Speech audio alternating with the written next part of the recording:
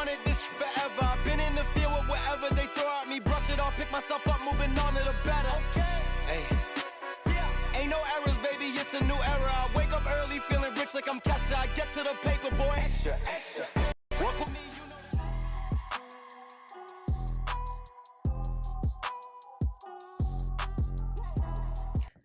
you know. Yo, what's going on, everybody? Welcome in to another episode podcast to talk about our favorite team, the Arizona Cardinals. Huge shout out to the people that are currently in the chat. We got Martin, we got JK, we got Michael. What's up, y'all? Javier, Juan, Randall. What's up, y'all? Appreciate you guys for being here up and foremost. Do me a huge favor, smack up the like button and subscribe. We are on the road to 18K. Cannot do it without you guys. Appreciate you guys for being here up and foremost. Is it time, ladies and gentlemen? Is it time to put the panic button on this freaking team? Welcome to the therapy session, ladies and gentlemen. Appreciate you guys for being here up and foremost. If you guys did not know, yes, I did attend Cardinals versus Seahawks yesterday. And in my post-game reaction, my voice was on live support, ladies and gentlemen. And I'm still kind of going through it right now. I was yelling. Specifically in that fourth quarter, because it seemed like there was some sort of comeback coming our way. It did come back, and unfortunately, the same things that continue to plague the Arizona Cardinals happen every single time. I'm not putting this blame on the defense, but at some point, we got to make some sort of stop at the end of the game. It happened versus the 49ers, and now the Seahawks, although the defense was the one that actually won those two first games. The ebbs and flows of the season just kind of remains to be the same, ladies and gentlemen. But ladies and gentlemen, appreciate you guys for being here. Let me give a real quick shout out to the sponsors of the AZ Sports Fan here on YouTube, and we're going to get right into it. Now, we might be opening up the phone lines a little later on, just kind of really depending on the I guess, if you guys want to chime in, we probably will do it a little later on. Let me know here in the chat below. But let me give a real quick shout out to the sponsors of the AZ Sports Fan here on YouTube, and then we will get started with the show. That's going to be none other than Sleeper. The NFL is here, which means you now have a chance to 100 times your cash on daily fantasy football. Pick on stats for these stars like touchdowns, passing yards, receiving yards, fantasy points, and more for 100 times a payout on Sleeper. Get your picks right, and you can win big. Use promo code AZSF, and you can get up to a $100 deposit match on your first initial deposit. Terms and conditions apply. Everything will be in the description below of this video. All right, ladies and gentlemen, we're here to open up the therapy session. We got a few people here on the chat already kind of starting it up positive. We got good mornings there. We got Kevin in the chat says our offense is atrocious. We got Ian in the chat says I'm not panicking yet. It feels like we're figuring something out. All right. Well, depending on how you're looking at this season, right? So far, the Cardinals are 2-2. Is it over for the Arizona Cardinals? No, well, statistically and the amount of games that we have left, no, it's not, right? It's barely the first quarter, but you also got to keep in mind that this organization, this fan base is so used to celebrating moral victories that sometimes we want to take solace out of something that we saw in the fourth quarter when the Cardinals were so darn bad in the first three quarters of this game that what you see in the fourth, it almost kind of seems like it erased it. And that's kind of very, very unfortunate because I've already seen multiple comments come out there said, oh, well, at least we didn't get blown out. What are you talking about, ladies and gentlemen? This is a year three rebuild of an Arizona Cardinal team that are struggling with the same things that we've been struggling from year one.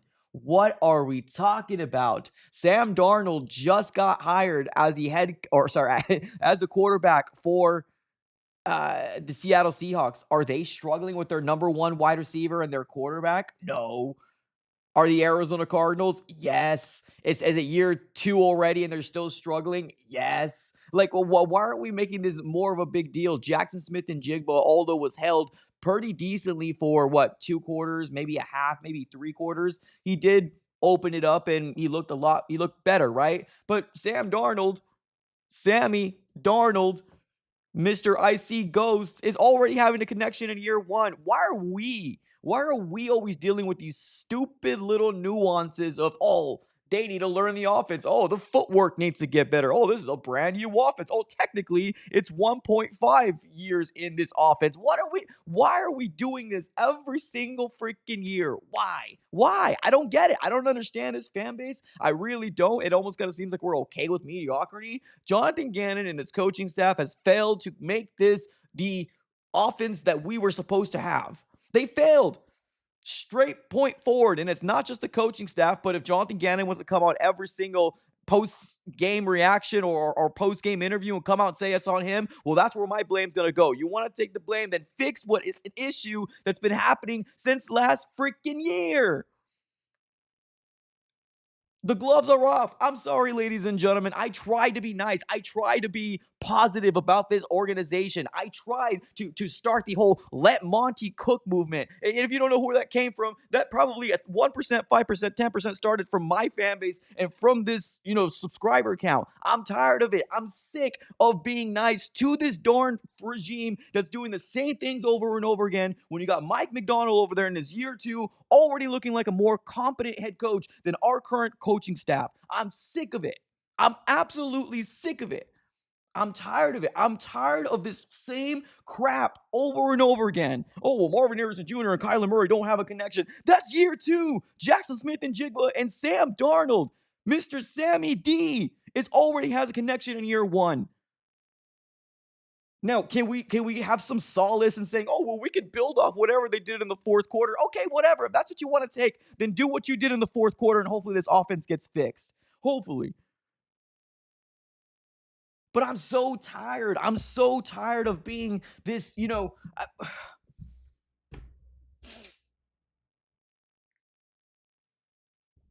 this is 8 straight times we lost to this team. 8 straight times we lost to this team, and I kid you not, there was an abundance of Seahawks in this freaking State Farm Stadium. Every freaking year it does this. Every single year this happens. But it's not the fan base's fault. It's this darn organization for not putting a product on this field that's going to be consistent enough to compete in an NFL level year in and year out. It's this inability of this organization and Michael Bidwell and Monty Austin for giving us this crap every single year. When we said we needed a wide receiver, they said, nah, bro, we don't need crap. We're good on the offensive side of the ball. I'm sick of it. I'm tired. I don't want to go back to this Mike being negative stuff, but at some point, it breaks. At some point, the dam breaks free. And then we're back to the same thing over and over again. I don't want to sell you this cookie cutter BS. This is a real problem that hasn't been able to be fixed for years now. What's the problem? Jonathan Gannon? Okay, well, it's all you. We'll fix it. You're going to let these guys, rest your bodies, rest your minds. You come back on Monday and we'll prepare for the Titans. Rest your minds. No, Bruce Arians would never. Bruce Arians would never.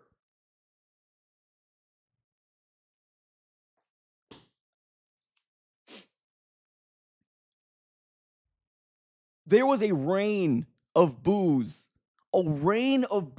to this offense, and it's directed at the exact right place.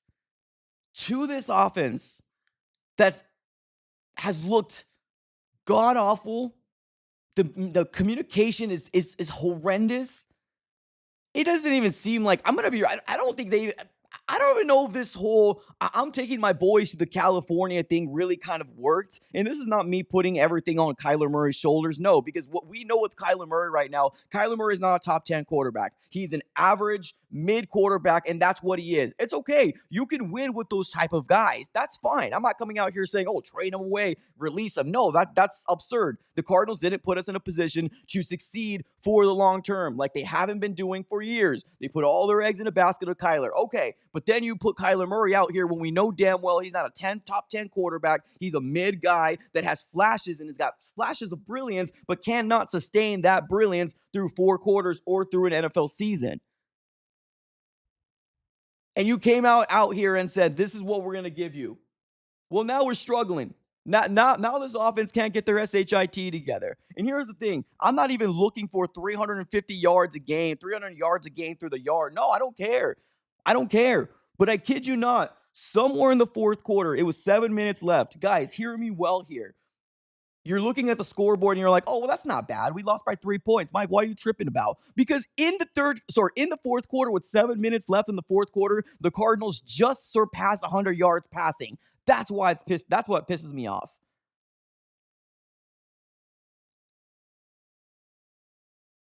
We just surpassed 100 yards passing 7 minutes in the fourth.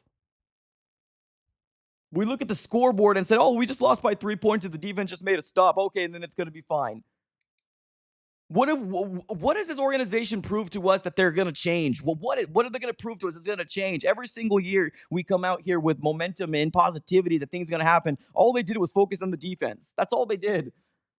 They did nothing to the Arizona Cardinals offense. Nothing. And we expected a different result from the same crap we've been dealing with last year. Oh, what big shock, big surprise. This Cardinals organization are going to stick to their guns. They're going to keep doing what they're doing. They're going to keep talking positive. Oh, the resilience, the no fight mentality. Oh, good job, Jonathan Gannon. They're not giving up on you. This is year 3. That's a type of BS we should be talking about in year 1. Oh, they're not giving up on you. Good job, head coach. We're in year 3. You have a team that came in here and took your lunch money for 3 quarters, and the offense finally started to wake up here in the fourth. They took your lunch money offensively. You couldn't do a damn thing. In the fourth quarter, you just cracked 100 yards passing. It's sickening. It's absolutely sickening. And for the Seahawks fans that were there, that brought the noise, kudos to you and your organization, because you are constantly always somewhere in playoff contention, and it makes sense. It does. I'm tired, man. I'm really tired. Am I giving up on the season? No, of course not. This is just what I woke up to, right? I woke up in the 5 stages of grief. I'm at the anger point right now because this team can't seem to get their SHIT together, and I don't know if they ever will.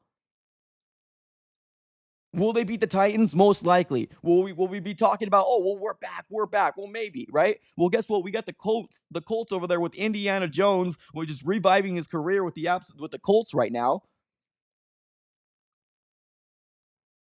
Can we beat the Colts? I don't know. I don't know what this team is. Is this offense going to get fixed? I don't know. Is it going to be too late to the Arizona Cardinals make a decision? Probably. It's probably going to be somewhere in the 8-9 minute mark or the 8-9 game mark when it's kind of too late already.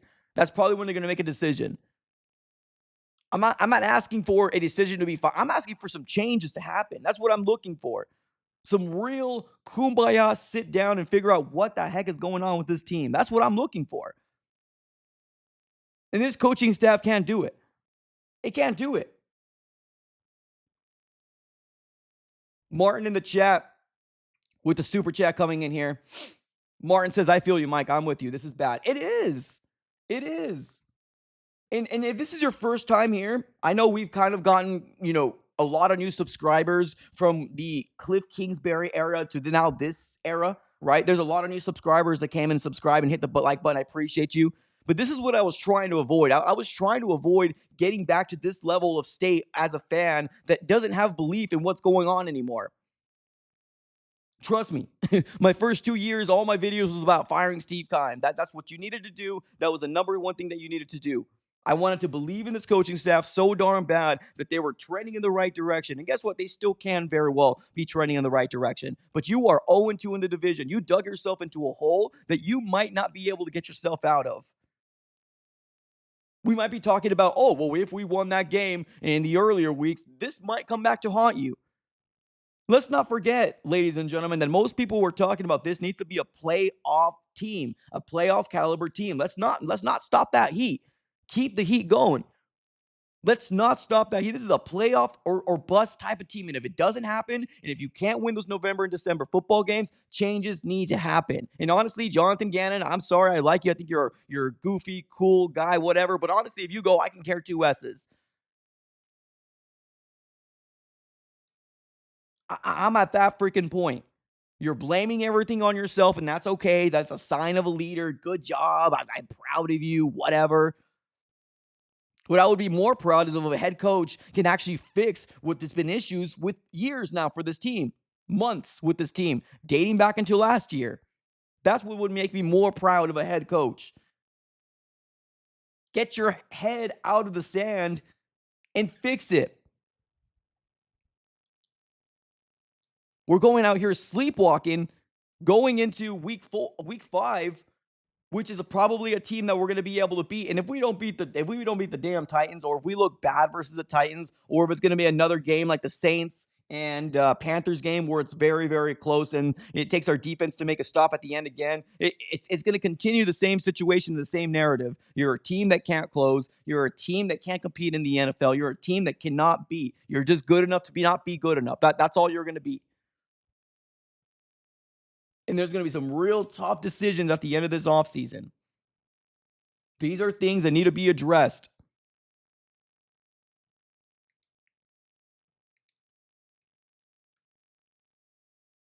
Michael in the chat says Gannon is gutless.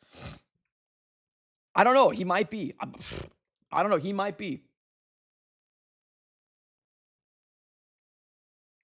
JMR in the chat says, dude, I'd cry if this happens. I mean, we all deal with our emotions some way or another, right? I was trying to keep my composure. I just came back from the game when I made my post-game reaction. Everybody was asleep in my house, so I couldn't be yelling, but I was kind of, keep the composure and try to stay a little positive. But honestly, I woke up this morning, I rewatched the game, and it's very, very obvious that this offense can't get their SHIT together. Marvin Harrison Jr. had a really bad first half, couple drops. Everybody's now blaming Marvin Harrison Jr. for those interceptions. I will give one of those interceptions the bobble pass. That's not good. But the other interception was the first one where Marvin Harrison Jr. does stop the route midway. And people were like, well, why does he stop? Why does he stop? Well, literally, there's a safety that's going to come down and probably light him up if he goes for it. Is this hospital football? You want to see Marvin Harrison Jr. get a concussion again? I mean, do I agree with him stopping the route? No, I don't. But that's really not a good decision for you to throw the ball right there to Marvin Harrison Jr., obviously covered, and then there's a safety going to come down and light him up. No. So if you want to put 1.5 blame on Marv for those interceptions, then whatever. But there's got to be some blame all around on this team.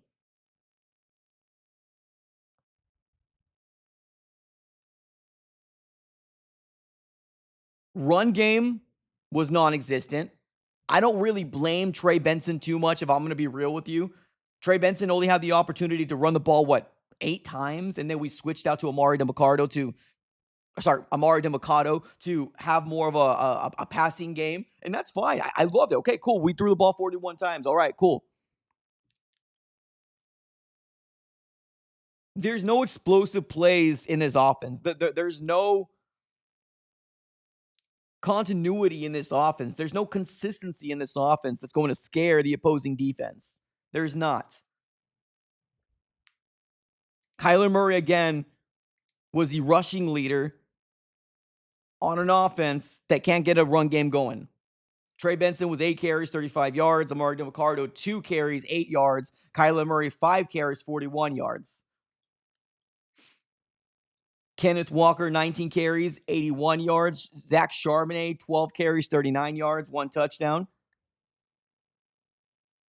Jackson Smith and Jigba, 4 receptions, 79 yards. Oh, it doesn't take them very long to have some sort of connection, right? No, just for the Cardinals, right? There's the excuses just for the Cardinals. O-line hasn't played very, very good. They're not really giving us much hope or details as to why Will Hernandez is not out there. I mean, maybe he's not really, ready to go. You should have put him on IR then. It's already 4 weeks. I know there's some practicing things that ended up having to happen, so they made a decision. Is it now time to start putting in Will Hernandez back in there? That's going to be a big question for the run. Hopefully he's going to spark a run game, because his run game has been lethargic. It's been terrible. It's been god-awful. Total yards, the Seattle Seahawks, passing yards and rushing yards. They had a total of 384 yards to the Arizona Cardinals, 253 yards. It breaks down to 164 passing yards and 89 rushing yards. Wait, that can't be right, because Kyler Murray had over 200 yards. Yeah, that can't be right. Huh. Yeah, it doesn't make sense. That's incorrect. But penalties. 7 penalties, 46 yards for us. 6 penalties, 74 yards for them. Kyler was what? 27 for 41, 200 yards, 2 touchdowns, 2 interceptions. The Seattle Seahawks now advance to the second spot in the NFC West. Seattle Seahawks now advance to the second spot in the NFC West. Well, the Rams, if they win, they probably be tied with the second spot in the NFC West. And then the 49ers, if they win, they go back to the first spot or continue with the first spot. The Cardinals are going to be at the number 4th spot for this week. How 1 week changes. How 1 week changes drastically.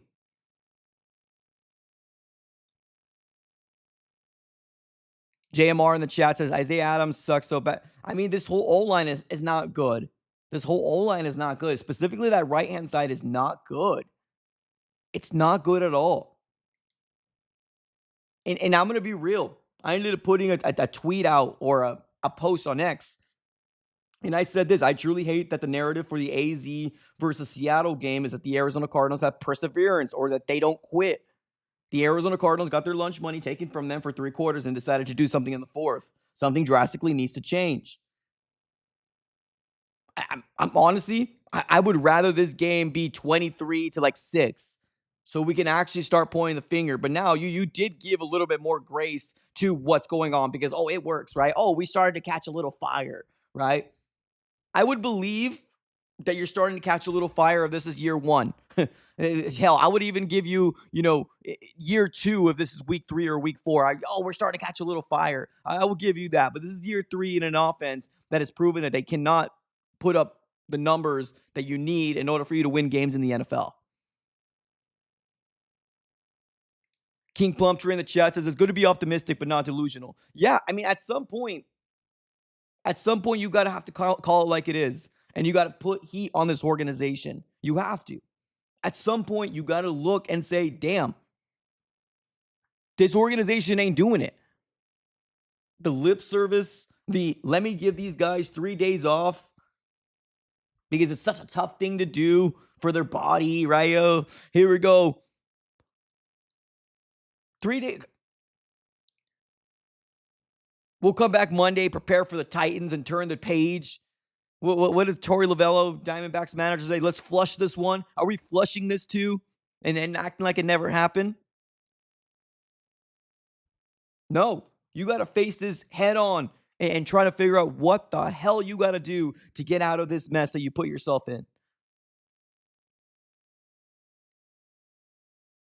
In the first quarter, the Arizona Cardinals started off with the ball. We had 5 plays, 18 yards, punted the ball away. Next was the Seattle Seahawks. 6 plays, 38 yards. They actually went for it on 4th down. Disrespectful, but they ended up going for it on 4th down. The Cardinals got the ball. Shout out defense. Cardinals come back in the second drive. 2 plays, interception. Thankfully, after that interception, we ended up recovering the ball right back. Thankfully. So after that, we got the ball, 6 plays, 33 yards, 3 points. Okay, we're on the board. We're on top. Okay, starting to feel it. All right, just the first quarter. Let's see if we can get this going. Next drive, touchdown, 7 plays, 77 yards for the Seattle Seahawks, 7-3. Second quarter, 3 plays, -1 yard. The first drive in the second quarter, 3 plays, -1 yard, 1 minute and 43 seconds off the clock. Punt.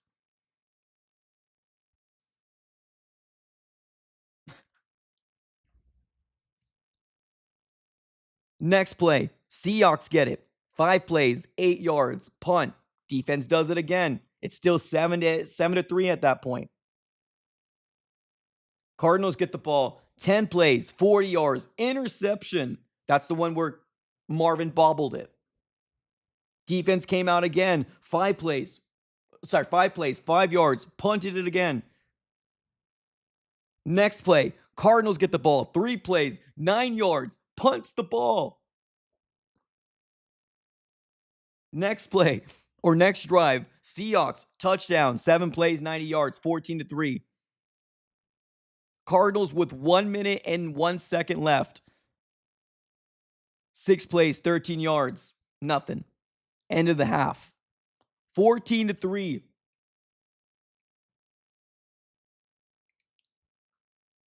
Seahawks get the ball at the half.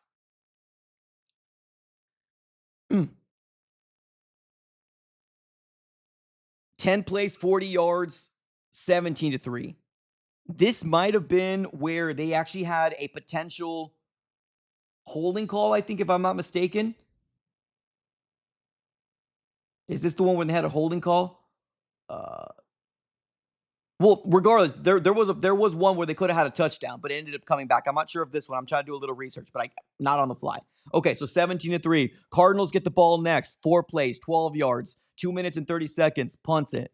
Seahawks, 3 plays, 0 yards, punts it. Cardinals, 7 plays, 23 yards, field goal, 17-6. Fourth quarter is where the Cardinals start, quote unquote, turning it on, right? Quote unquote, turning it on. 14 plays, 53 yards for the Seahawks, field goal. I think that's the one right there where the holding call came back. Yeah, that's the one. So this game could have been blown up way before 20-6. It could have been 23 or 24-6. Please keep that in mind. There was a holding call on the Seattle Seahawks, so they had to settle for a field goal. So it was the fourth quarter. That's where it happened. Cardinals get the ball. 8 plays, 73 yards, touchdown. Now 20-13. Seahawks, 7 plays, 43 yards, missed field goal. Cardinals get the opportunity. 12 plays, 57 yards, touchdown. We tie it.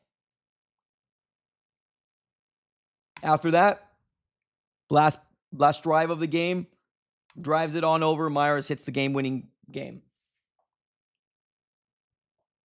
It's an accumulation of a lot of different mess, man. It's what we're saying. We're seeing it's terrible. Now, shout out here to Catalyst because I was just going to mention this. He says that botched kickoff at the end was pathetic. Why we were so confident to knuckleball a kick when we never even knuckleball. I don't think we even knuckleballed a kick from Chad Ryland this off. I mean, I could be wrong, but yeah, that was crucial. The Cardinals defense had to start at the 40-yard line because of the penalty. Yeah, that didn't help one bit. It was horrendous. It was god awful.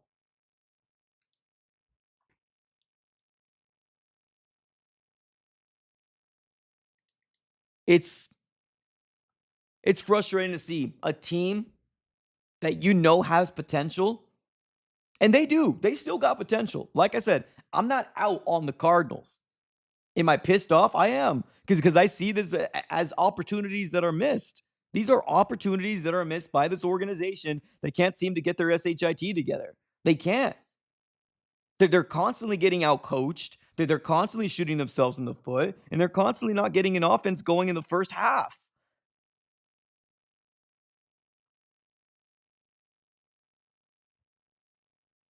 It's just, it's insane. It's insane. Now, the Seahawks defense, I talked to this on my preview. This is the best defense you're going to go against. This is the best defense you're going to go against. So it's not like it's a shock. It's not like, oh, if me, a podcaster, a guy that just does this and not smart, right? Not a smart guy. If I knew this, how does this coaching staff not know this? This is the best defense that you're going to go against. Their defensive line is no joke.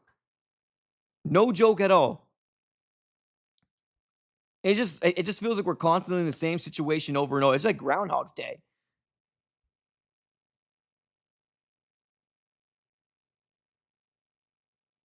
It's like Groundhog's Day. It's insane. JMR in the chat says, man, if we trade Kyler and he goes off on another team, that will hurt so bad. Yeah, well, I mean, but here's the thing. You're going to have these conversations somewhere or another. You're going to have these conversations sometime or another because Kyler Murray isn't a bad quarterback. Kyler Murray isn't a top 20 or 28. He's not the worst of the bottom barrels, right? He's not. And I don't think anybody on this channel, well, at least me, I haven't sold him to be horrible or god awful. No, he's a mid-average quarterback that has flashes of brilliance. That's who he is. That's what Kyler Murray is. He ain't top 10. Hell, he's not even top 12. I would probably put him at the 15, 16 mark. Some might say 17, 18. I don't care. Well, that's opinions are opinions, right? But that's what Kyler Murray, 7 years is enough to know already. Okay, he's not top 10. Can you win a Super Bowl with a top 15 quarterback? Yeah, you can. But everything's got to be perfect around him. Everything's got to be perfect around him. So if he does go to another team and excel, I mean, that's a possibility. That's a possibility. We're seeing it with Sam Darnold. He revived his career. Baker Mayfield, he revived his career. Can an organization take Kyler Murray and actually do what he is best at and actually excel on that? Maybe. But so far, what we know is the Cardinals can't do it. The Cardinals cannot do it. And we've already seen 2 coaching staffs that cannot do it. So what do? We keep firing coaches? Is that what we do? Keep firing coaches?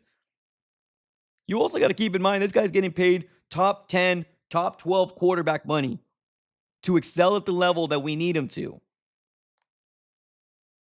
And he's just not built for it. I don't know what it is. I don't know any of these guys personally. I don't know any of the little nuances. But let me tell you one thing. Marvin Harrison Jr. taking a knee after that touchdown pass was very, very telling. And I'm not going to come out here and say, oh, feel bad for him, feel sorry for him. No.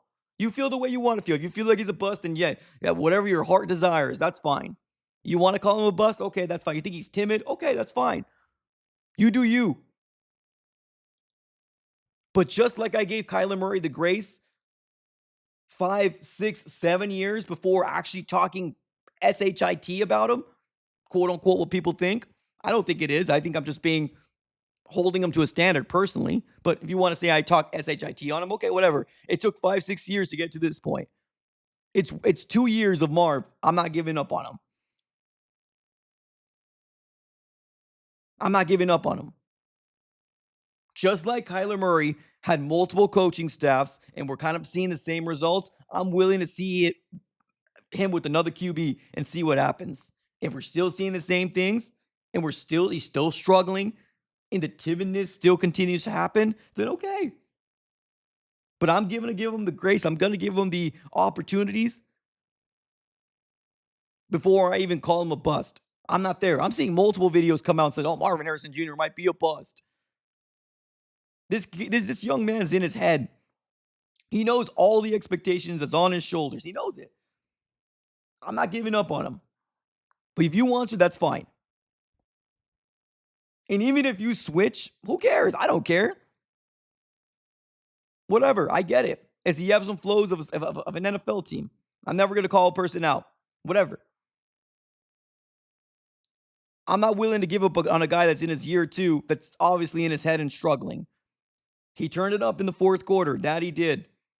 Maybe even the second half. He turned it up.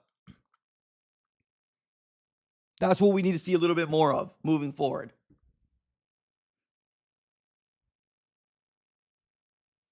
Let's keep it with the chat. Martin in the chat says, I'm tired of us being the laughingstock in the NFC West roundtable. It's going to continue to happen. This is one of the main reasons why this is one of the main reasons why we only have 13% of Cardinal fans in this NFC West roundtable, because truthfully, nobody wants to hear the truth. Nobody wants to hear the truth. They knew it. They knew it. I'm just coming in I want this team to succeed. I know this team because I cover it. I know they got the intangibles. I know they got the potential to be a team that's good. I know they do. The biggest problem is they just cannot seem to get their shit together on the offensive side of the ball.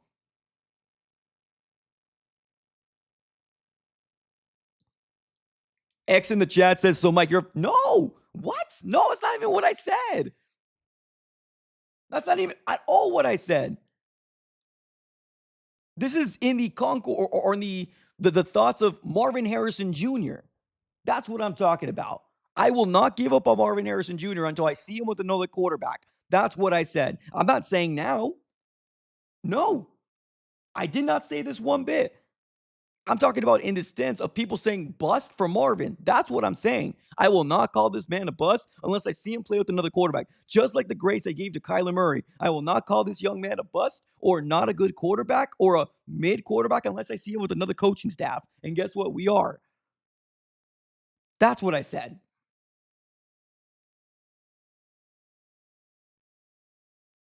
Marvin Harrison Jr. has got the intangibles and the ability to be a really good wide receiver. I do think that this offense is holding him back.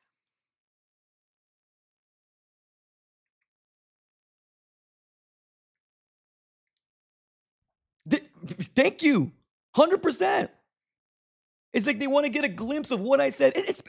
And here, X, this is no hate to you at all, because I know, X, you're always on my chat, and I appreciate you for being here, but this is prototypical people and what they think when they're not listening to the whole damn thing of what I'm trying to say.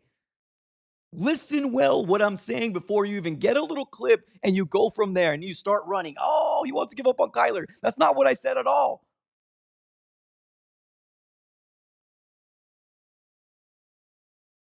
It's complete opposite of what I said.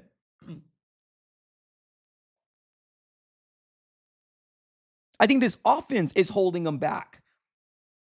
You want to put Kyler in there? You want to put Petzing on there? I think this whole offense is holding them back.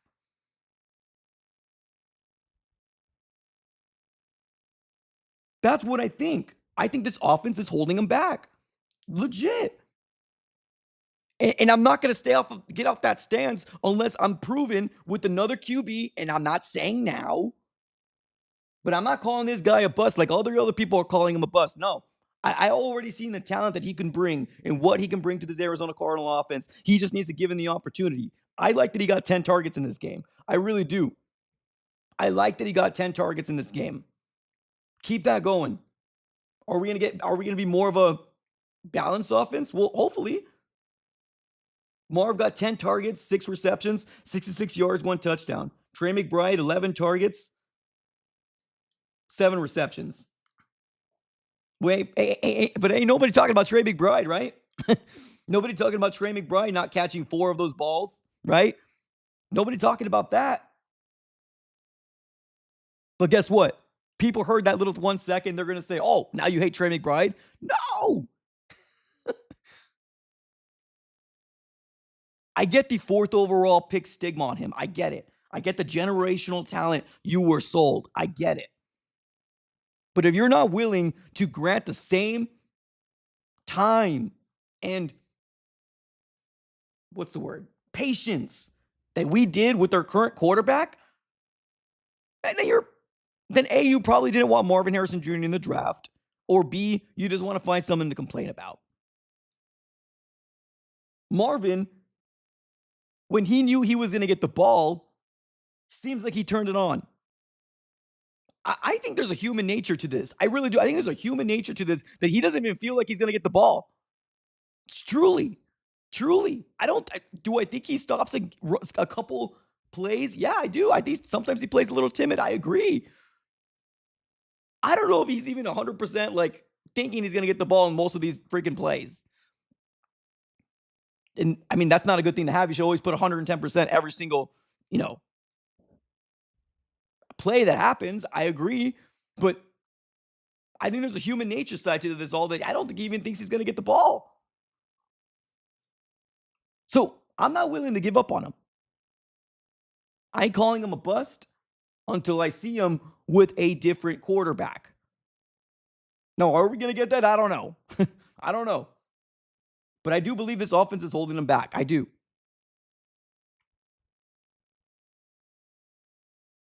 I am not going to sell out on a kid that's been here that played, 20 games with us? 20 games? And we're granting permission differently with more flexibility and more patience for a different person in a different position? Nah. The stat floating around that's very, very insane. It's very, very insane. Is Kyler Murray's record amongst the NFC West as far as being a quarterback for the Cardinals. He's won 8 times in the NFC West. 8 times in the NFC West and has now lost 23 times, including the playoffs. He's 8-23 as a quarterback. And yes, it's not all his fault. Listen to everything I'm saying. It's not all his fault. But the truth of the nature, ladies and gentlemen, he's 8-23 in the NFC West. That's his record. I didn't make that up. That's the record. 8-23. But no, we want to call 4th overall pick last year in 4 games in the season a bust. No. Crazy.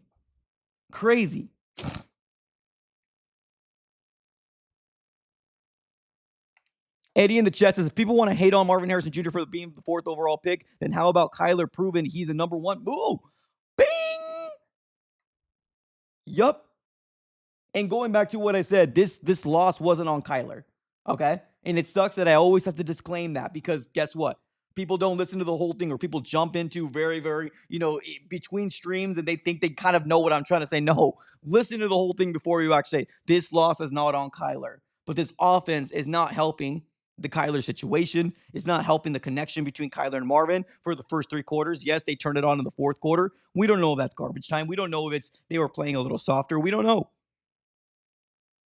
All we know is that what happened, per the stats, is he turned up. It's a really good catch in the end zone. There was a really good catch, back shoulder fade. But at the end of the day, we are celebrating baby steps. That's what we're doing. We're celebrating baby steps. Jackson Smith-Njigba and Sam Darnold in year 1, they're not dealing with any of this. They're not dealing with, it's year 1, guys. You're good. No, we are in year 2. We're dealing with it because we allow it to be okay, right? We're celebrating baby steps. That's what we're celebrating.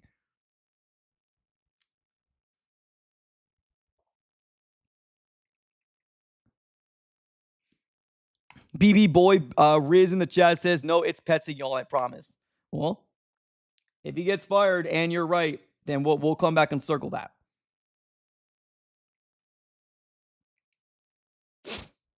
John in the chat says, Kyler hasn't been the problem this whole year so far. I mean, he hasn't been the problem, but he also hasn't been the solution.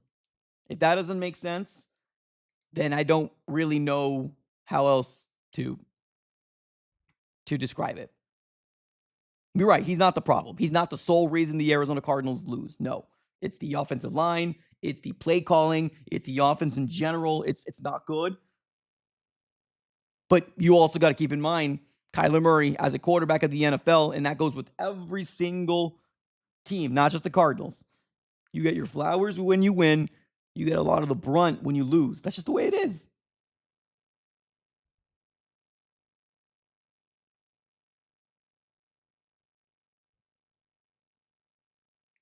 Here you go. Seahawks fan coming in here. What's up, Truth? Appreciate you for being on the chat. Appreciate you for being in the chat. Seahawks. This is coming from a Seahawks fan. Why don't the Cards throw downfield? You tell me. I don't know. I don't know. Dink and dunk. I don't know. I have no clue. I think there was a stat floating around of how many times Kyler Murray has had a 50-yard pass. The last time he had a 50-yard pass was week 2 versus the Rams. Now, completed pass, right? Completed pass. The last time Kyler Murray had a more than a 50-yard completed pass was in week 2 versus the Rams last year. From then on out, dink and dunk, Slant. ABC.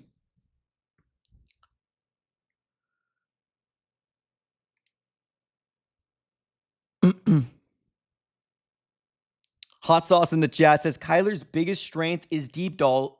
Wow, deep balls, and we never do it. Drew did not design his offense around his strengths. I don't know if that's actual factual. I don't know if Kyler Murray, because we haven't seen it a lot. There was one specific play that it almost kind of seemed like it was a little bit of a miscommunication between Michael Wilson and Kyler. It's not even a miscommunication. Kyler Murray was going to throw it to Marvin.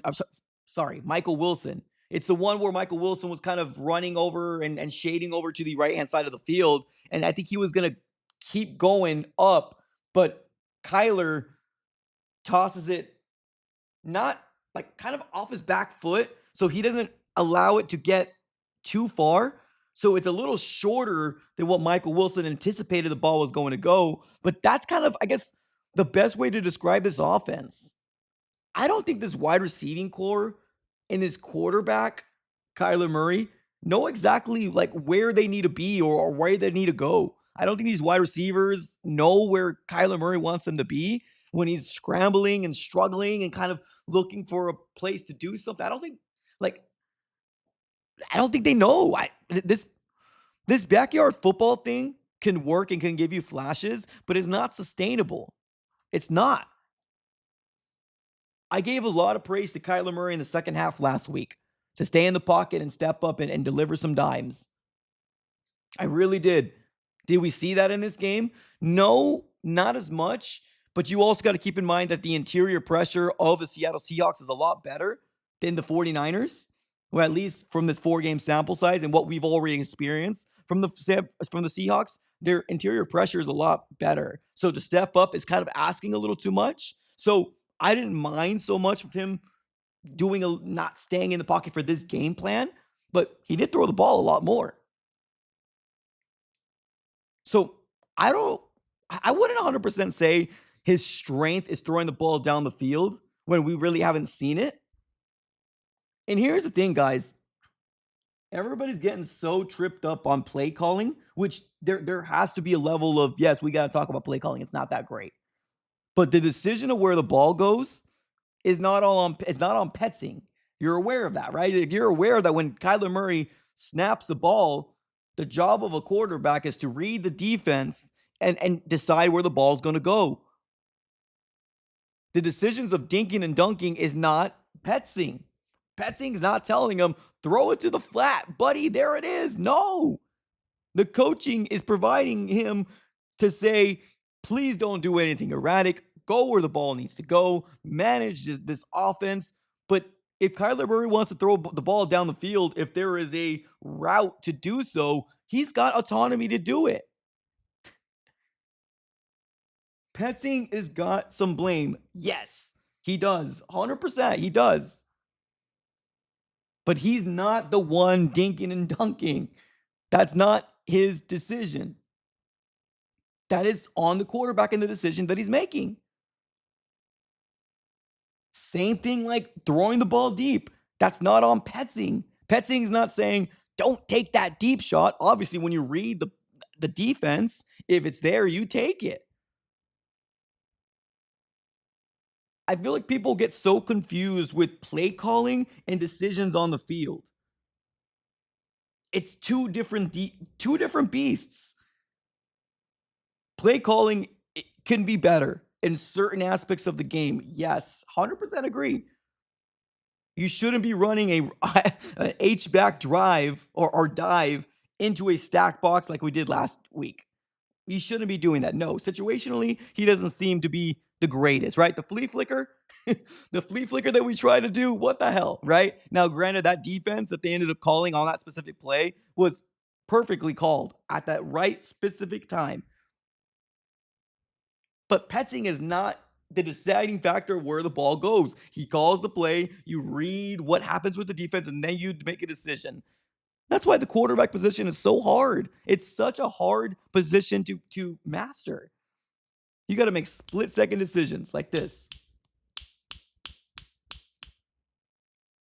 And so far, what we know is Kyler Murray, unfortunately, is not top 10. We know that already. He's not a top 10 quarterback, not top 12, not top 13. I would say he's average. I would say he's a top 14, 15, 16 quarterback, which isn't bad because he also gives you the flashes of brilliance.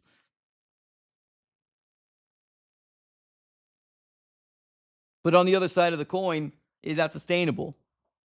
Well, I mean, you give me a little bit of what you saw in the fourth quarter. Hopefully that builds off something. But like I said, my grace to that whole narrative of hopefully you build off something from that. I would give you that if that was year 2 and week 1 or 2. Then I would say, okay, hopefully you can build off of that. We're talking about year 3 offense. And Kyler Murray, I know, hasn't played all year 3s or all the 3 years. I understand that.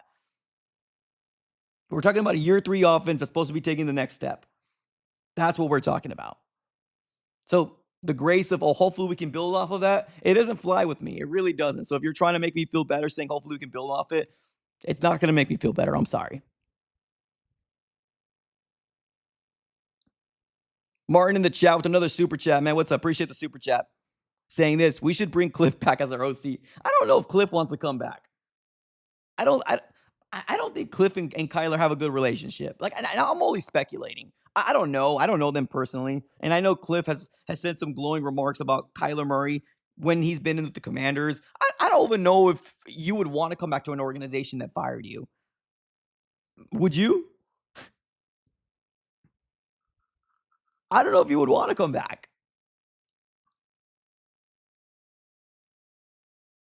Appreciate the super chat.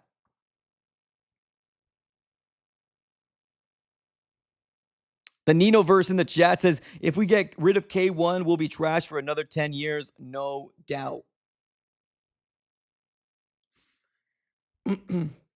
So, I mean, what Monty Austin, although I'm still going to come out here and say that I do like his drafts. I think they're an upgrade from the last regime, right? I think the drafts are an upgrade from the last regime, but I'm not going to lie to you. I do have a little bit of a struggle to kind of put my full thought in saying that you're going to be able to pick the right guy, right? And that next right guy will be quarterback. I do have a little bit of concern when it comes down to that. I'm going to be a little real here. I have a little bit of a concern when it comes down to Monty Ossenfort. If it comes down to it, are you going to be able to pick the right guy?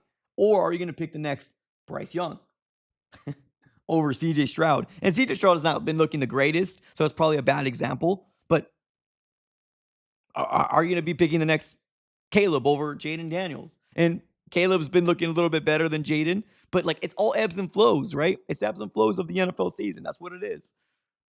I don't know if I trust Monty. So on the other side of the coin, you might be right. You might be right. But I guess we just got to get used to it, right? Are we too scared to make a move? I mean, at some point, you got to do something if this continues to happen, right? Or you just continue to ride the fine line of being good or being good enough to never be good enough, right? Or just good enough to not be good enough, right? Are we okay with that? Like, that's the question out there, right? That's the question out there. Are we going to get to a point where we're just going to say to ourselves, okay, well, let's just keep Kyler because we're going to win 6, 7, 8 games every year.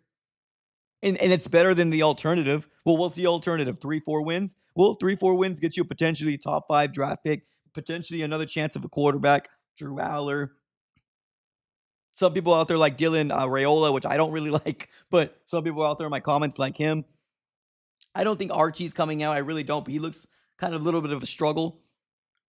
Also, keep in mind, Josh Allen was not the best quarterback in college. He developed to be that guy. You can get a guy, and even Patrick Mahomes. Remember that draft? Patrick Mahomes, Trubisky went first. Patrick Mahomes and Deshaun Watson went back-to-back in outside the top 10. Keep in mind, too, that wasn't a good draft class, right? Oh, those guys are mid, right? Those guys are so mid. Deshaun Watson at one point showed flashes of being a really good quarterback in Texas, in Texas. After that, he's been bad.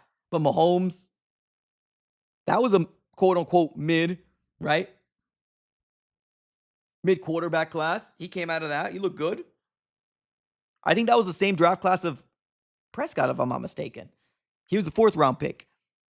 But same thing with him. I mean, here's the thing. But at least Prescott's got a positive record, right? What's Prescott's record right now?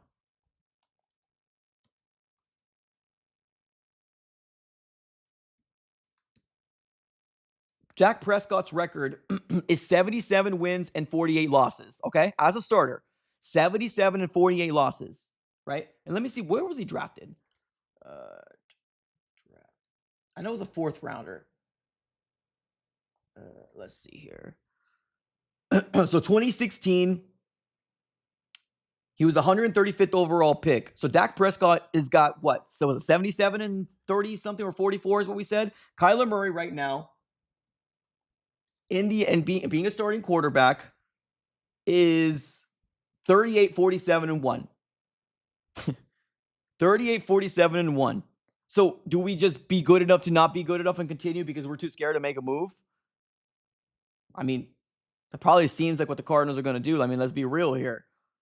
If you got Jonathan Gannon saying some dumb things like his best game called was versus the 49ers, talking about Drew Petzing, how do we really have the the confidence that these guys are going to do anything smart? And not just that, I'm going to keep preaching it. You should have played these guys in preseason. Enough of this baby BS. These guys aren't ready. They're obviously still not ready. This is year 3. I took my guys to California. Hey, man, it doesn't matter.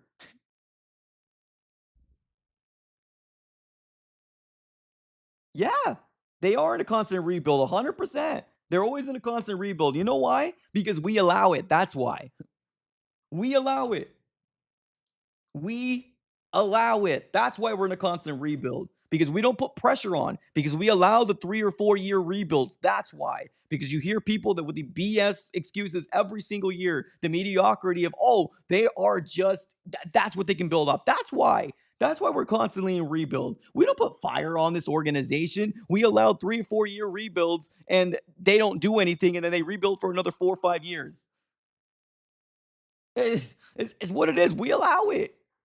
I mean, this fan base isn't big enough to make that big of an impact. I'm sorry, it really isn't.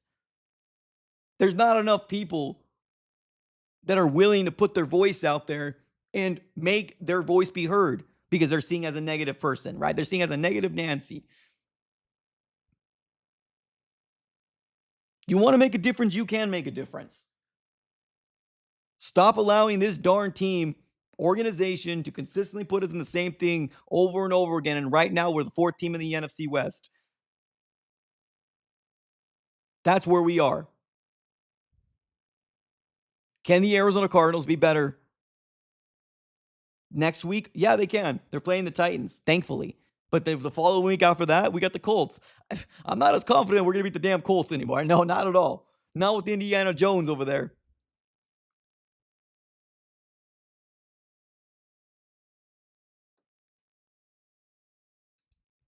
The boos were raining down all game long with the exception of the 4th quarter. There was nothing to cheer about. There was nothing to cheer about. If you want to celebrate a 2023 loss, then okay, then you do you. You do you. That's fine. I'm not going to. I'm sorry. I'm not going to. You had an opportunity, and instead you fall to 0-2 in the division, and now you're 2-2 with starting off 2-0 in the 2025 season when you should be quote unquote further than the Seattle Seahawks team. You should be further than them in the trajectory. You should be further.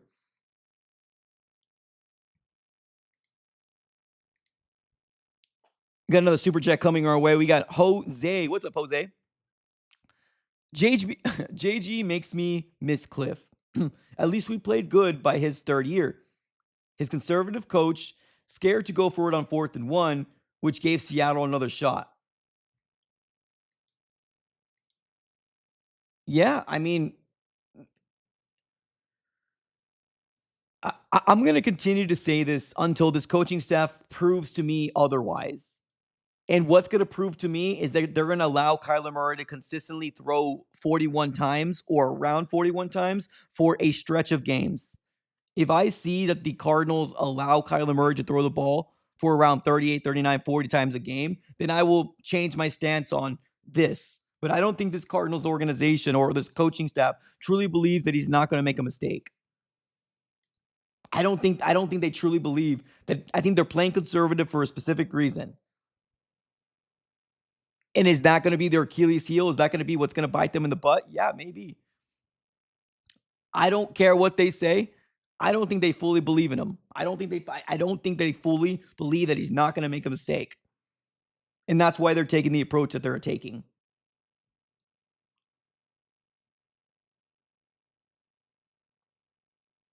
I personally don't miss Cliff.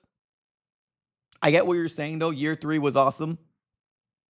The Cardinals can still be there, right? It's just the frustrating nature of the beast that we're dealing with right now is that when is it going to change? When is enough, right? When is enough enough?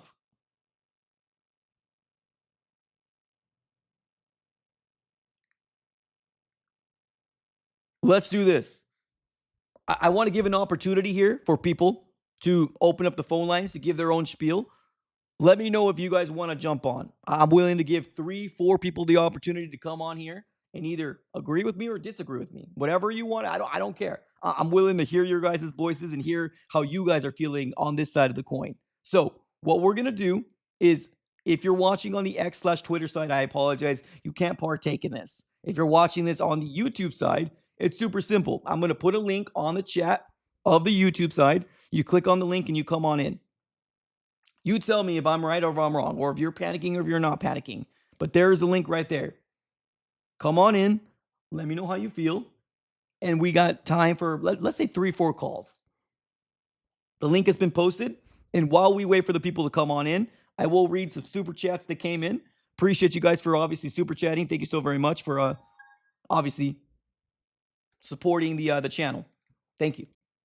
Let's start off with Javier. Javier, you are live on the AZ Sports Fan here on YouTube. Talk to me, Javier. How are you feeling about the Cardinals? Hi, Mike. I'm actually surprised that you're kind of defending, or not defending, but still wanting to give Gannon another year if this team doesn't succeed. Because, like the previous comment, Cliff won 11 games and we want to get him the hell out of here.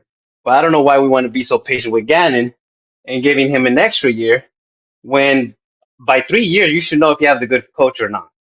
And the Fair. way it's looking, it's not looking good.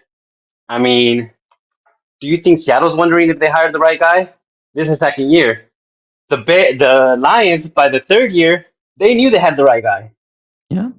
The guy won 12 games. On Kyler, I'm done with Kyler.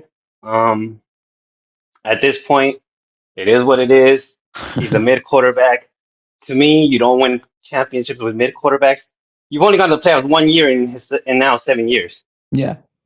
What else do you have? What more proof do you want? And Yeah. people keep talking about potential. Or did you see the last 2 drops? That's the potential we want. Well, the more you're talking about potential, that means you ain't winning Fair. because you keep talking about potential. 7 years of potential means 7 years we haven't won. And the excuse of like, well, we could be worse without Kyler. Well, guess what? Houston Texans were worse. Now, yeah, their quarterback isn't performing this year, but I think they have the right guy. Daniels has passed Kyler. Knicks has passed Kyler. So all these other teams that needed a quarterback got their quarterback. Well, we're still here trying to give a guy 7 years more opportunity. So are we going to give him another 7 years to be mid? Yeah. And I'll just get out so more people can talk. No, great call, Javier. Appreciate you, man. Thanks, dude. Later. And just to clarify real quick, great call. And this is why I like the super chats that are stacking up. I will get to you. Just like I clarify on the Gannon thing. I said this. I'm not sure if you were in the beginning. I said this earlier.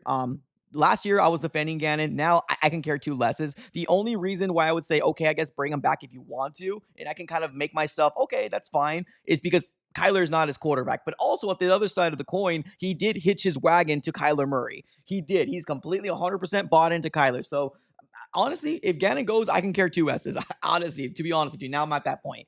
Let's continue with the phones. We got Moles. Moles, you are live on the AZ Super. You are live on the AZ Sports Fan here on YouTube. Talk to me, Moles. How you feeling? Man, I'm frustrated. I've been a fan for over 13 years now, since like the age of 10. I'm 23 now. I'm just frustrated in and out every single year, except 2015, 2022, whatever. We did good. But last night's game, man, my day's ruined completely right now. Yeah. I can't deal with this crap, with just this constant, the 7-year Kyler Murray. I think Kyler Murray, I'm his number one biggest hater for the past 2-3 years. I like what he's doing this year. He's looking good for me. Yeah. Max Melton covering their number one wide receiver. I know we're rough in corners, all that different type of stuff. Why was he going one-on-one with him, getting tough. burnt out? Why? And our kicker, sorry, I just forgot her. Chad Ryland did the thing. But yeah, they did a 30-yard pass to, I forget their receiver. I'm not too caught up with the Seahawks. 30-yard pass, boom. They're in field goal range. Boom, They have the game on us. Max Melton getting burned out the whole game on that guy. I know they shut him up the first half or whatever, but he just ate and cooked on us. I don't think Gannon's our future. He has no passion. He's just nothing compared to like Bruce Arians would be screaming, going crazy on the team like they should be. Gannon, oh, it's okay. We'll get him next week. I'm tired of it. We need passion. We need team. Like Calais Campbell coming back, actually telling these guys what's up, getting this passion on our team. We need more people like that, and we need a coach like that. It's just not going to work. And I will keep on saying this. I don't think we'll ever go touch that Super Bowl trophy until Bidwell sells this team. Ooh. I'm tired of him as well. Yeah, Bidwell, I can't take it. He's just leading us down this road that will never win anything to us. To me, if Bidwell needs to sell this team, then we'll maybe touch that Super Bowl trophy. Right. Love to hear it, man. Appreciate the call, man. Thank you so much. Yes, sir. You have a good one, man. You too, man. Thanks, you too. Great call. These calls are coming, and I love it, man. I love this passion, honestly. Please, and here's the thing: like, I've heard so many people saying I'm done with the Cardinals. Please don't ever be, especially the guys that are coming in here with the heat and coming with the fire and the passion that you want to win. Please don't ever leave this organization. I need you. We need you. We need these type of fans to consistently and continuously try to push the envelope with an organization that has given us crap, all year long. It is, please don't leave. I've heard multiple Cardinal fans that said I'm done, and that's fine. That's your prerogative. That's what you want to do. I completely respect it at the end of the day. But please, the guys that have already come in, Javier and Moles, please don't ever leave. We need you. Stay here. Stick strong. But we have one more call. We got Dan coming in, and I will read these super chats. I promise. They are flooding in right now. Let's go with Dan. Dan, you are live on the AZ Sports Fan here on YouTube. Talk to me, Dan. How are you feeling about the Arizona Cardinals? You with me, Dan? I think you might be on mute if you are there. Okay. I don't see or hear you. Try to come back in. I think you might have muted yourself on the way in. What I'll do is I'll put the link on a couple more times. We can get a couple more people in. Click on the link. I just posted it on the YouTube side here again. Jump on in. Let me know your guys' thoughts. I love the calls coming in so far, but let's get to these super chats now that we have a little bit of time. We got Mandan on the chat saying, I'm sorry, but the season feels done. And I'm done with Kyler. These receivers aren't good enough. Given a proper chance, we saw that in the fourth quarter. Oh, I'm sorry. These receivers are good enough given a proper chance. We saw that in the fourth quarter. Okay. So my guy Mandan in the chat saying here that if you give the opportunity to these wide receivers, and let's not forget, Michael Wilson had an insane, he just turned around, grabbed the ball with one freaking hand, and it was amazing. It was a really good catch.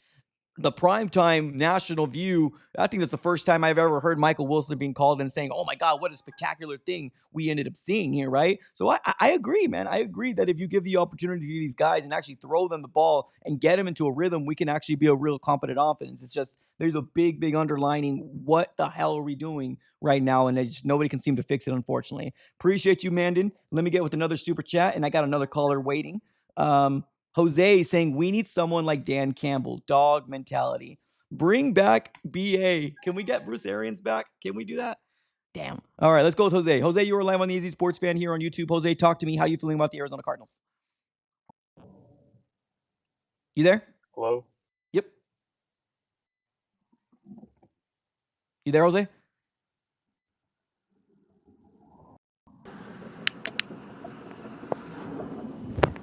Oh man, okay. I don't think Jose either knew we were there, so we're gonna move on to the next one. Let's go with Ian. Ian, you're live on the Easy Sports Fan here on YouTube. Talk to me, Ian. How you feeling about the Arizona Cardinals?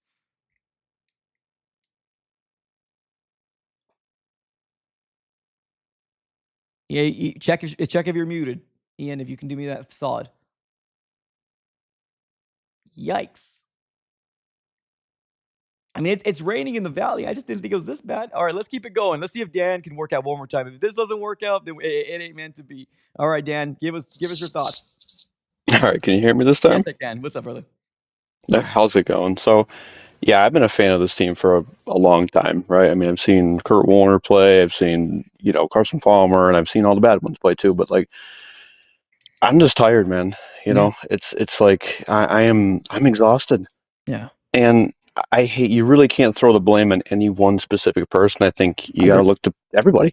Michael Bidwell, Austin Fort to a certain extent. I haven't loved all of his draft picks. One that really irked me was Isaiah Adams in the third. I do my own little, grading system. I thought he was going to go undrafted, and Fair. when it counts in these games, we're seeing that, like, do we really believe that he was like worthy of a third round pick? I don't think anybody can say yes to that. Darius Robertson was another one that I kind of was like iffy on, and we're jury's still out on that. But like, from Michael Bidwell to all these guys, even to Kyler, I'm like a lot of people, I'm tired of Kyler. Yeah. I'm not seeing that pop. I'm not seeing that next step. Like, he won Offensive Rookie of the Year, which is great. But has he really taken a step forward? Like, has he really proved himself beyond that? Like, I feel like he's still making rookie mistakes, and it's hard to watch because I love Kyler. Yeah. And I want him to succeed, but like, we're not seeing it. And, it's just like, it's hard to put the blame on any one person, like I said, but like, I have to look to the leader of the offense. Like, there's plays to be made. There's receivers that are getting open, I mean, like, sometimes they might not be open. We got to give them a chance. Yeah. We got guys who are talented, who can make plays, and I don't see a quarterback that really trusts them. And I can't put the blame on these receivers all the time. Like, we had, like, our quarterback has got to trust these guys, like he did in the fourth. He did. Yeah. He looked good. We got to do that the whole game, though. Like, this is tiring as a fan base, just watching time and time again, like, this collapse. And they give us hope in some games, and we're like, okay, here we go. Like, we get excited, and then but it shouldn't get to that point where we have to hope that we make some sort of epic comeback. Can we just win? Yeah. That would be so refreshing to have these guys just come in and like, let's go, let's do this, and then we just do it, and we come away and we're like, that was good. We got the stats look good, the eye test looked good, and we won a solid victory. Like, but we can't do that right now, and that's the very sad and unfortunate thing. And I really don't know how to fix it, but unfortunately, Austin Fort's not going anywhere. I don't think Gainon's going anywhere. We can make a strong case for Drew Petzing to be gone, which I wouldn't be completely opposed to, but I really would like to see not us getting rid of Kyler, but at least drafting someone high to planning for the next. Yes. Maybe even put the fire under him to be like, you know what, you are not invincible. Like, you're going to have to prove yourself, because I'm going to be honest with you, like, 200 yards ain't doing it for me. Like, what was it last week? Like 100, he didn't hit 200 yards, passing. It's like, I understand he's a running type of quarterback. You want him to scramble around, but like, that's not really winning games for us. Also, he is not Lamar Jackson. Yeah. But yeah, go ahead. Too, the Cardinals only surpassed 100 yards at the 7-minute mark in the fourth quarter. We were under 100 yards passing. And I was keeping track because I was watching the game. I was at the game with my uncles, and they're just they're goofing around. I'm watching the game. I'm locked in, and I'm looking at the stats, and I'm like, this is ridiculous. Yeah. I don't get what's happening here. So like, it's frustrating. I get it. Like, yeah, man, I'm right there with you. Yeah. And right, for real. And appreciate the call, brother. Yeah, thank you. But yeah, absolutely. Thanks for having me on. I really appreciate it. Have a good one. Later. Great calls. Overall, man, great calls. Thank you so very much to Dan and everybody that's tuned in. We got JJ Harris with the super chat. He's saying, all I'm going to say is that this is the same fan base that said Josh Dobbs was better and that we need to see how that went. We don't get better from a trade. Wait, let me read that again. So, so that Josh Dobbs was better, and we saw how that went. We don't get better from a trade. So I think you're coming from a stance of don't trade Kyler because on the alternative side, it's not going to work out for us, is probably what you're saying. I mean, well, you got to keep in mind too, also like who you're listening to, right?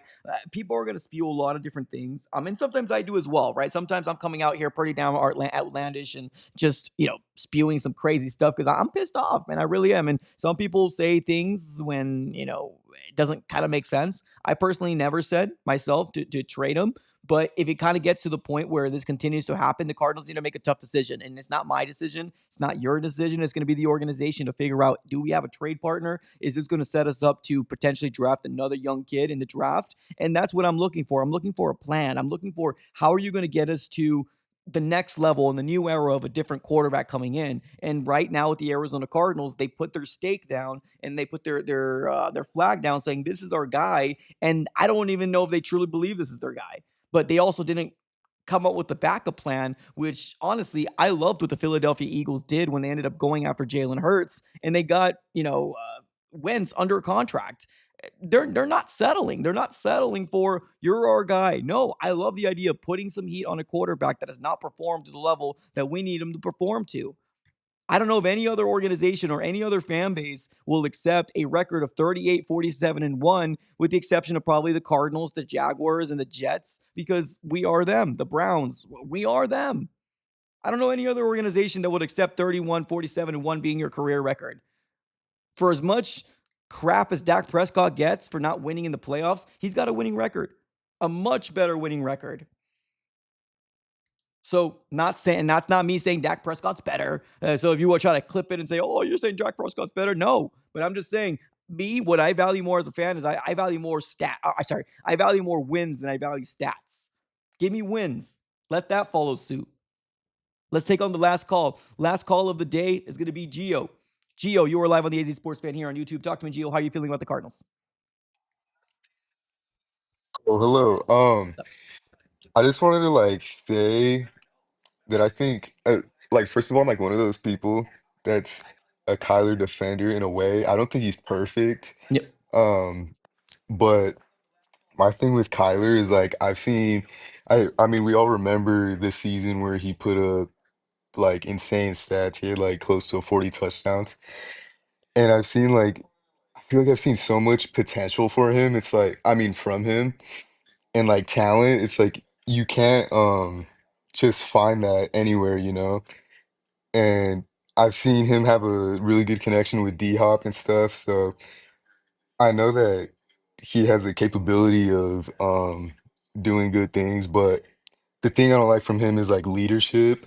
Mm-hmm. I feel like he could definitely I feel like compared to other quarterbacks, like the great ones in the league at least, they have more compassion for the team. Yeah. And like you can see them talking to receivers when they may mess up on a play or when they make a great touchdown. I don't see him hyping up the team how other quarterbacks might. That's fair. But I want to go back to 2021 season. He used to air out the ball a lot. Yeah. I feel like Drew Petzing is yes, Kyler Murray decides where the ball goes, but I think the way the routes are ran, it's just it's just not good in general, and it definitely doesn't help the receivers get open either. So I think it makes it harder for Murray to make big long plays. I want to see Murray throw it down the field to Marv I don't know, twice a game maybe. Yeah. It's just I don't know. I think he has the talent and he's not perfect, but yeah, it, I think he's just a good asset. But another QB, I'd be open to another QB too. Okay. Yeah, I'm looking Maybe at the through a stats. trade. You were saying there was a season that he had close to 40 touchdowns. The only one that I see that was kind of close-ish was maybe when he threw 26 touchdowns, 12 interceptions, but he also ran for 11. Is that what you're talking about? And that was in Yes, 2020. yes. 2020? Okay. Yes, total touchdowns. I'm Gotcha. sorry about Okay. that. Yeah, I mean, hell, I'm 40 touchdowns passing would be crazy, huh? That would be nuts. Yeah, man. Well, I appreciate the call, Yeah. man. Thank you so very much. I appreciate it. I know sometimes we need to get the other side of the coin too. Anything else you want to add before I let you go? No, I appreciate you streaming and stuff. Of course, dude. Thanks, Gio. Appreciate you, man. Thank you. Yeah, thank you. All right, yeah, let's keep it going. Great call, great call. And here's the thing, too, right? Like, I love to hear on the other side of the coin as well, too, because I mean, and he's not necessarily saying it's Kyler Murray or all, right? He's just saying, hey, I'm open to it, right? But at the other side of the coin, you do also got to think of the other side too, where like, hey, maybe it might not be prettier on the other side, but like, and then that's the conversation that we as fans we can have, but that's gonna be the tough decision for this organization to really kind of come out, right? So like my guy Javier earlier in the chat said, no, it's done, it's cooked, right? It's done. I'm done with them. Or do the Arizona Cardinals take the approach of, well, it's not always greener on the other side? But if if I don't see this organization at least making a plan, that's where the frustration lies within the fan base, or at least with my personal opinion. Like if you're not at least making a plan for the future, then you're not really flipping every single stone unturned like they keep preaching that they're doing. Because we've talked about before that the offense needed to get some sort of, little bit of a facelift, but we're not even a facelift, but a little piece here and there, and they didn't do it. They didn't do it at all off season. So blame goes everywhere to me. It does. And here's the thing. I said this on my last video, and I still do agree with this, that I've said this. You can show the tape to 4, 5, 6, 7 different players or 6, 7 different coaches. And I promise you there's going to come out with different scenarios or different ways of viewing a specific game plan, right? So I have personally seen breaking down film when I'm looking at it, and I don't post it on the internet or post it on here because we get really bad copyrights that affect my channel, and I got to find a way to. I don't break down film. I don't. I just like to see, but it also does depend on progressions as well, right? But there is plays to be made when you're looking at the film and not just looking at the highlights or looking at the game. And I even said to myself, I had a couple subscribers come to me yesterday. A few of them came to me and said, "What's up?" And I appreciate you guys for obviously saying "What's up" if you see me at a game. But I told them I want to see the film. I want to look at the all 22. I want to rewatch this game because it's different when you're there and you have your family members there all talking about the trip and coming from Seattle and stuff like that, and actually watching the game and seeing exactly how it all unfolded. So I did tell them I want to watch the game, and I did rewatch a good majority of it this morning, and I'm still not impressed. I'm still not impressed. The frustration just kind of overboiled it, right? Because I wasn't as frustrated yesterday or last night because of it was late and I was just really tired. So it was just an initial reaction. But now that I really watched the tape, it's very, very, what's the word that Kyler Murray used? Egregious. This offense is egregious. It's not good. On paper, whatever you want to blame, I personally am one of those guys that feel like the blame needs to go everywhere. I think the O-line has an issue. I think Kyler has got maybe being limited, whatever the situation is, but I still do think that he is the one making the decisions. Petzing is not great either. Is he going to be the first one to go? Probably. If this continues to happen, he's probably going to be the one to go first, and that's fine. Like I said, I'm not a Petzing stan. I'm just trying to avoid, he's trying to learn the offense, and it's going to take another 2-3 years for a quarterback that's taken this long to learn an offense already. Like, that's what I'm trying to avoid. Continue to happen, get better, evolve. I don't want to go through another coordinator coming in here, and then we're talking about, he's learning the offense. He needs to get his footwork back because he hasn't played shotgun in a while. No, I'm sick of the excuses. I'm really sick of it. So that's one of my main reasons why I'm just like, let it ride out. Let it ride out. Are you putting Kyler in a blender? Well, to some people, yeah, some people feel that way because people are like, this is all Petzing. I don't believe it's all Petzing. Personally, I don't. And there's a lot of issues on this offense, and they're a stinker. They're a stinker. It's what it is. It's what it is. But who's going to be the first one to let go? If this continues to happen, it's probably going to most likely be Petzing. 100%. It's easier to get rid of an offensive coordinator as opposed to a quarterback that you're paying a lot of money to. So this is the situation that we're finding ourselves in. It's unfortunate. I'm tired of the excuses myself as well. I want to go to a game that have confidence in my quarterback that they're going to pull off a win. And you got to give credit. Kyler Murray did come back 20-20. Unfortunately, the defense started off at the 40-yard line with the knuckleball that didn't go within the zone. So they started with the 20, and then Jackson Smith and Jigba took over the game. So the proof of the nature or the nature of the beast that we're living in right now, ladies and gentlemen, is that there's a lot to be fixed on this team. I miss Bruce Arians. I miss Bruce Arians so damn much. So damn much. Tony in the chat says broadcasters even said last night indirectly that Petsy needs to go. I got to listen to it. Like I said, I was at the game. I didn't watch the broadcast myself. And even when I do live play-by-play, I don't listen to the broadcasters because obviously I'm doing the play-by-play. But I gotta rewatch it back. But one thing that I did notice from my last caller from Gio is that Kyler Murray doesn't celebrate with his team members that are making touchdowns. That's interesting. That is interesting. That's an interesting note that I didn't bring up. Yeah, Kyler Murray, at least this game, did not celebrate with Marvin Harrison Jr. when he scored a touchdown. He did not celebrate with Amari DeMarcado. He ran to the offside or to the off the field. He didn't celebrate with them. So I don't know. I don't know if it's frustration boiling over from K1 that things that they should or could be a lot better than they are. Maybe. Well, guess what? Frustration is lying with everybody. Everybody's pissed off. Everybody doesn't feel good about this team, right? You're not alone. But there is a level of sense that you got to be the leader of this locker room. You need to be the one that shows everybody that everything's okay. I can talk my head off. I'm not a part of this team. I'm not in this locker room. I think somebody made a comment that who was the guy that celebrated with Marvin Harrison Jr. when he came to the off the field? It was Jacoby Brissett. Jacoby Brissett came up and got excited and got happy for Marvin Harrison Jr. Kyler didn't. Kyler didn't do that. And I'm glad actually Gio brought that up because that completely blanked my mind. That was something that I did hear.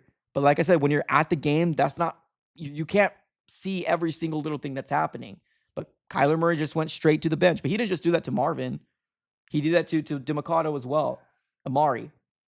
So it's an interesting situation that we're finding ourselves in, ladies and gentlemen. Well, we're going to have a very, very crucial offseason here if this continues to happen. If this continues to happen, then this is going to be a very, very interesting offseason to see how this all shakes out. Let me give a real quick shout out here to Sleeper, sponsors of the AZ Sports Fan here on YouTube.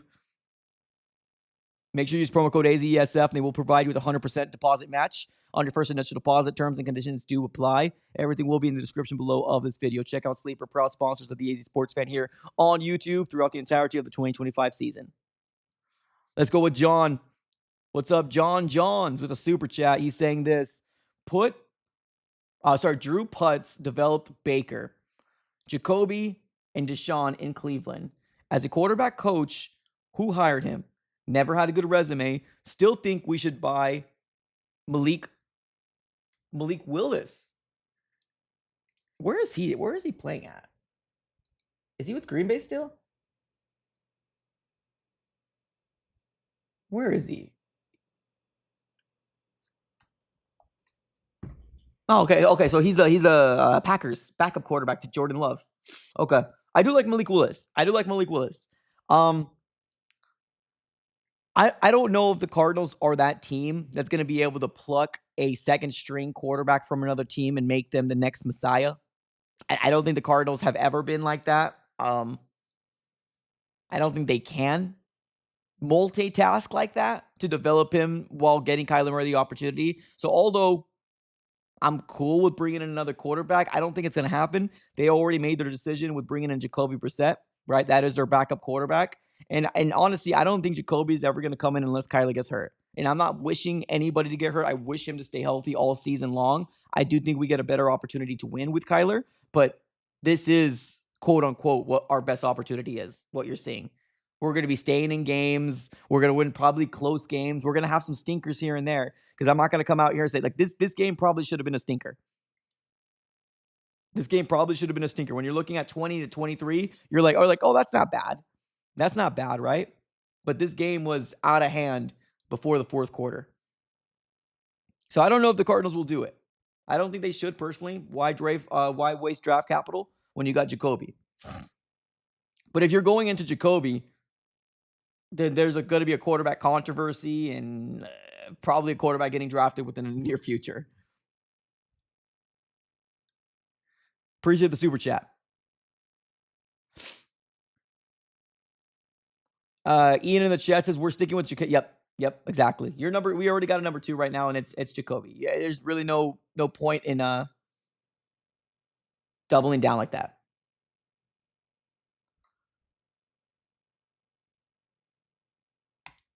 I think actually Jonathan Gannon spoke with the media.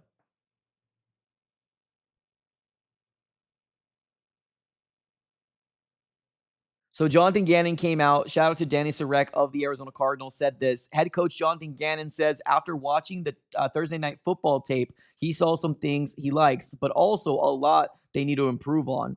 No duh. Says they need to be better execution for the full 60 minutes and a better coaching collectively to play better. Players will have time off for the mini bye this weekend, but coaches will be working on necessary adjustments. What's necessary adjustments? Will Hernandez coming back, which is good. I mean, okay, he hasn't really said anything breaking news. I mean, we already know. I mean, execution is a big problem. We know that already. It is what it is.